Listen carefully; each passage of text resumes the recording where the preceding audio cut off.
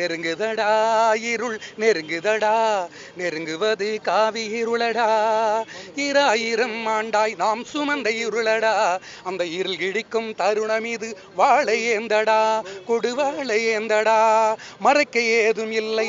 இந்த தமிழக அரசின் மீது நான் என் இசையின் வழியாக விமர்சனம் வைத்தேன். நான் தேச துரோகி ஆக்கப்பட்டேன். அதே போல மத்திய அரசோட நடவடிக்கையை மாணவர்கள், அது உயர்கல்வி ஒன்றும் துவக்கப்பள்ளி மாணவர்கள் கிடையாது, உயர்கல்வி மாணவர்கள், நல்ல அவங்க அறிவாளிகள், அவங்க தங்களோட கருத்தை ஒரு சமூக கண்ணோட்டத்தோட வைக்கிறாங்க. வைத்த உடனே அவங்களை தேச துரோகின்னு சொன்னா அதுக்கப்புறம் எப்படி பேச முடியும்? கருத்தை தெரிவிக்கிறவங்களை தேச விரோதி என்று முத்திரை குத்துவது ஒரு தவறான ஒரு பாசிச போக்கு.